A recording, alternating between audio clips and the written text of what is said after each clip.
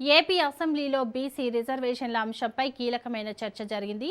స్థానిక సంస్థల ఎన్నికల్లో బీసీ రిజర్వేషన్ల 34% పెంచడం చారిత్రక నిర్ణయమని సీఎం చంద్రబాబు అన్నారు. బీసీలకు అండగా ఉంటామని చెప్పడమే కాదు, ఇచ్చిన హామీలను అమలు చేసి చూపిస్తామని స్పష్టం చేశారు. బీసీల జీవితాల్లో మార్పు తీసుకొచ్చే అతిపెద్ద నిర్ణయం ఇదేనని చంద్రబాబు పేర్కొన్నారు. 34% రిజర్వేషన్లు ఎన్నికల హామీ మాత్రమే కాదని తమ రాజకీయ సిద్ధాంతమని అన్నారు. గతంలో టీడీపీ హయాంలోనే బీసీలకు రాజకీయ ప్రాతినిధ్యం పెరిగిందని చెప్పిన చంద్రబాబు 1995లో బీసీలకు ఉన్న 20% రిజర్వేషన్లను 34%కి పెంచామని గుర్తుకు చేశారు.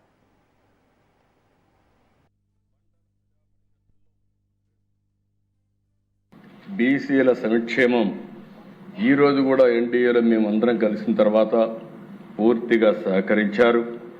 ఈరోజు మీరు చూస్తే ఇది ఎప్పుడు కూడా ఒక అవినాభావ సంబంధంతో బీసీలు తెలుగుదేశం ముందుకు పోయే పరిస్థితి అని చెప్పి కూడా నేను మీకు తెలియజేస్తున్నా. మొట్టమొదటిసారిగా అధ్యక్ష 1986లో బీసీలకు తొలిసారి స్థానిక సంస్థల్లో 20% రిజర్వేషన్ కల్పించిన ఘనత నందమూరి తారక రామారావు గారికి దక్కింది. ఆ రోజు జిల్లా ప్రజా పరిషత్, మండల ప్రజా పరిషత్తుల్లో రిజర్వేషన్లు కల్పించారు. ఇదే రిజర్వేషను సుప్రీంకోర్టు వరకు వెళ్ళింది. ఆ తర్వాత 1972లో ఆనాడు చేసినట్టు రాజ్యాంగ సవరణ 73, 74 కూడా దీన్ని ఆధారంగా చేసుకొని ఒక స్ఫూర్తిదాయకంగా ముందుకు పోయే పరిస్థితికి వచ్చారు. తర్వాత దిశ మీరు చూస్తే బీసీలకు 34% రిజర్వేషన్ చేశాం. కింది కోర్టుకి పై కోర్టుకి లా తెలియని వ్యక్తి కాదు, లిటిగేషన్ తెలియని వ్యక్తి కాదు, కానీ బీసీలకు ద్రోహం చేయడంలో మాత్రం నెంబర్ 1 అని మరొక్కసారి ఈరోజు మీకు తెలియజేస్తున్నాను అధ్యక్ష. కనీసం ఆలోచించకుండా సుప్రీంకోర్టుకు పోకుండా బీసీలకు ద్రోహం చేసిన వ్యక్తి ఆనాటి పేరు కూడా నేను చెప్పను, ఎలాంటి వ్యక్తి అని చెప్పి కూడా నేను మీకు తెలియజేసుకుంటున్నా.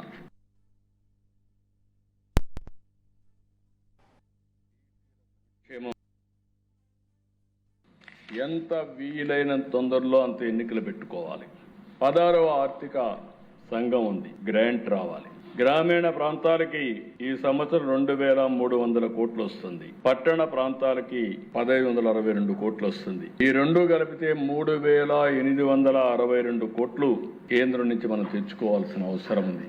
ఎన్నికలు పెడితేనే ఈ డబ్బులు వస్తాయి. కాబట్టి కంపల్సరీగా ఎన్నికలు పెట్టాల్సిన బాధ్యత మన పైన ఉందని చెప్పి కూడా నేను మీకు తెలియజేసుకుంటున్నాను.